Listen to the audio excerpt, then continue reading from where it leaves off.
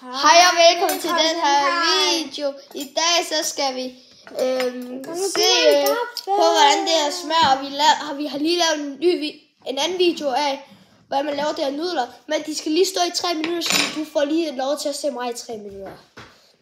Men vi redigerer ikke de her videoer, fordi vi gider ikke at bruge al vores tid, bare 30 timer hver eneste dag, på at lave jeres fucking videoer, der bliver gode.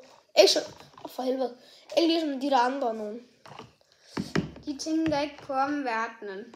Nej, de tænker på at lave videoer til os. Jeg håber, I fucking følger os. Og hvis I gør ikke, jeg kommer til at fucking halshugge jer. Men der skete ikke noget. Lad os smage på svinet her. Han er også, hvis han rykker lige den her længere ind. Midt. Yes. Den er der sådan. Det er der sådan. Med gaflen. Velbekomme, og vi tænder lige fjernsynet, fordi vi kan ikke spise uden fjernsyn.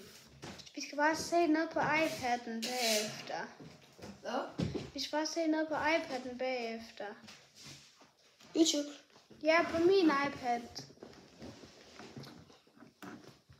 Ja, undskyld. Jeg henter lige fjernbetjening. Men nu skal vi smage på det her Svin her. Ja.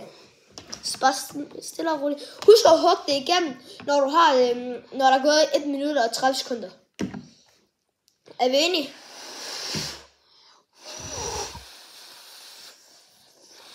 Og vi har taget sådan en gul pakke med kylling.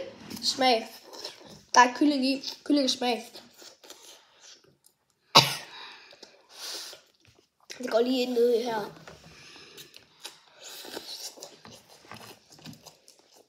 Jeg rater den. En 9 ud af 10'er. Det skulle måske have haft lidt mere smag, så jeg tror faktisk, vi kan godt ryge ned på